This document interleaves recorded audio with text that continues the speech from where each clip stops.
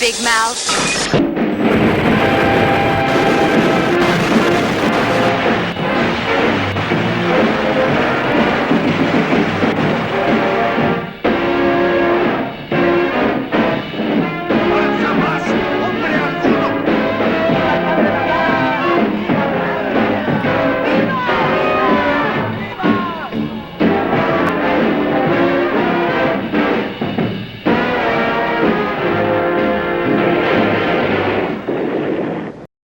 Two Supermen steal £1 million. 750 million lira stolen from Revenue Office. Two men dressed as Supermen robbed the casino at Monte Carlo. Wow. Usually wise guys that dress like comic book heroes are the kind of idiots that leave casinos broke. But they're not supposed to leave the casino broke. I've got the feeling we'll be an invincible team. The Three Fantastic Supermen. Welcome to Fighting Femmes, Fiends, and Fanatics. I'm Steve Mayhem. Well, they're not from another planet. They can't leap tall buildings in a single bound or fly like a bird or plane, but they are kind of cool, and they do fight for truth and justice. That is, when they're not stealing stuff themselves. Today we'll take a look at a very entertaining 1967 Italian production, The Three Fantastic Supermen. With the exception of the United States, where the movie was not even released until nearly a decade later, Three Fantastic Supermen was an international hit, spawning a series of sequels that continued in production for nearly 20 years. The sequels were entirely different in tone, though, emphasizing lowbrow comedy and slapstick, and they lacked the production polish of this first movie. Unfortunately, the silly sequels diminish the standing of this original installment, as the entire series gets lumped together and dismissed by a lot of critics. This first effort, though, is a very clever blend of James Bondian gadgets, girls, gunplay. There's a dash of romance. I just couldn't stay away from you. Shall we dance? Some sophisticated song and dance. A few double-dealing femme fatales. Enjoy yourself. You don't think you'll make it out of here alive. Be good, honey. You wouldn't like your guests to know the truth, would you? The movie was directed by Gianfranco Parolini under his frequently used Frank Kramer pseudonym.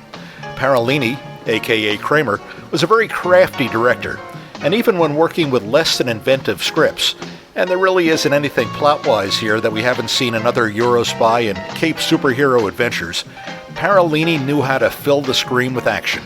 This first installment in the series was the only one he directed. The pacing of the movie is rapid fire, and while there are plenty of dopey, eye-rolling moments, the movie never gets stuck on any bit of business long enough to matter much. Here's my quick Cliff Notes plot summary.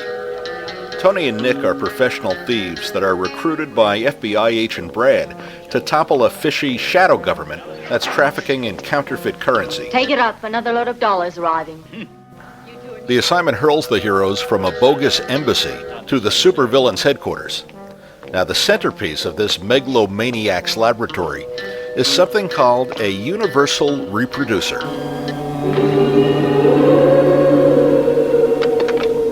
As seen on TV. While Universal Reproducer does sound like something sold on all-night infomercials and manufactured by Ronco, the evildoer-in-chief reproduces everything from gold to people, although the humanoids tend to be a bit buggy.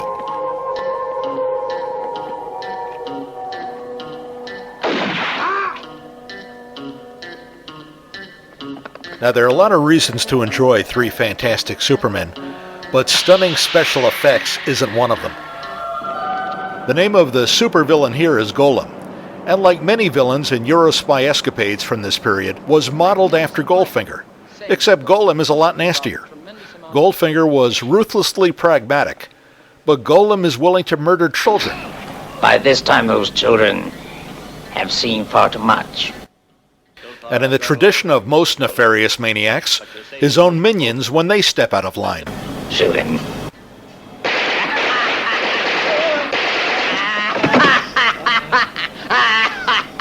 Guess you had to be there. As for the heroes, the Three Fantastic Supermen do not share the fantastic powers of the Fantastic Four, or the superpowers of Superman. In terms of their character, they have more in common with the Italian fumetti comic Diabolique, a super criminal action anti-hero. They are incredible acrobats, though, but most of their air-bound virtuosity stays within the laws of physically possible. I can do that. Can't you? Now, the heroes wear uniforms made of a very impressive fabric. These bulletproof suits are great. Put on the cape. It's bulletproof, too. Lucky thing for our heroes that it doesn't occur to any opponent to just shoot these guys in the head. All three Supermen use their stage names for the characters they play, as if the trio were Cape Crusaders in real life. This little script flourish ended after the first movie in the series. In fact, when Brad Harris returns for the third Superman movie, Three Supermen in the Jungle, he's apparently playing the exact same part. He even refers to previous escapades with the other two members of the trio, except this time his character name is Scott instead of Brad. Go figure. Brad Harris was born, raised, and educated in Idaho, and found stunt work and bit acting parts in a few 1950s and early 60s Hollywood productions. He traveled to Italy for work in Stanley Kubrick's Spartacus, and then remained in Europe for the majority of his career. He evidently became a favorite of director Parolini, and frequently found work in the director's films, starring at first in sword and sandal costume adventures like Samson and Fury of Hercules. He later moved on to work in spy movies when James Bond became a worldwide phenomenon in the mid-1960s. He also starred in and added his stunt expertise to several westerns that were produced in Germany. Harris essentially always played the same part, an upright, square-jawed hero, usually some form of cop, be it a secret agent or here as a government agent out west. There's no need to be nervous, boys. Everybody around here is dead. Yeah, why be nervous riding into a town of dead people? Brad Harris recited more than his share of peculiar lines of dialogue in curiously translated European action movies.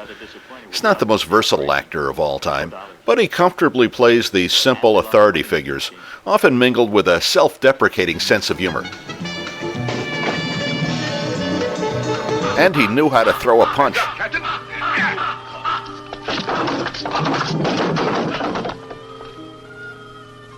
Brad Harris was frequently paired with actor Tony Kendall, who plays the part of Superman Tony here. This was Kendall's only appearance in the series. Here, he and Harris play virtually the same roles as they do in the Eurospy Commissar X series, an early version of the cop buddy movie dynamic. And just like his Joe Walker character in Commissar X, Tony is a bon vivant ladies' man. In Three Fantastic Supermen, when he's not bounding about in cape and tights, Playboy bachelor Tony plays the unlikely role of headmaster for a Catholic school for girls, which is actually cover for a all-girls school of larceny. The acrobatic robbery squad is almost Very ready. good. Push them harder, though. The Bank of Holland job is only a month away. The Tony character here, typical of the actor's screen persona, puts the move on every female that saunters across the screen. Smart and beautiful, just my type. That's no way to act when a charming man kisses you. You'll have to pay for that. The third member of the super trio was played by a damn good Italian stuntman named Aldo Conti, billed here as Nick Jordan. The Nick character is a mute whose dialogue is limited to guttural sounds that fall somewhere between gerbil and hyena. I suspect most audience members found the character annoying or offensive or both. Still, the actor plays the part with such energy and exuberance that it's hard to dislike the character altogether. Aldo Conti returned to the series again a dozen years later, having regained his vocal cords in Three Supermen Against the Godfather. Ironic title given Conti's alleged underworld connections. The actor was found murdered in the mid-1990s. Also on hand, at least for a few moments, is actor Sal Borghese, seen here in a cameo as a machine gun-wielding G-Man. Borghese joined the series in the subsequent sequels as one of the Supermen. Actress Sabine Sun is fun as one of Golem's sexy and saucy female assistants. Sweetie. You're a very funny girl. I always like to have the last laugh. Oddly, she's not given screen credit even though she has a fairly substantial part in this movie. And just for good measure, there's British-born beauty Gloria Paul, who was a hot item in Italian movie and TV productions at the time. Now this fashion show scene will evolve into a melee, which underscores how this movie works, as it smoothly segues between chic sophistication with witty repartee to rock'em sock'em fights in action. There are some great-looking locations and sets. Plus, the jaunty circus big top score deserves a lot of credit in bouncing the film from scene to scene, leaping over gaps in logic with a what-the-hell nonchalance. The comic book style heroes create a pretext for colorful acrobatics and athletic action. There's about the same level of violence you would expect in a 007 adventure, but this movie maintains a tone of goofy and freewheeling fun. Three Fantastic Supermen expertly combines a lot of contrasting elements, and just like one of Tony and Nick's capers, manages to pull it off. For Fighting Femmes, Fiends, and Fanatics, I'm Steve Mayhem. See you next time.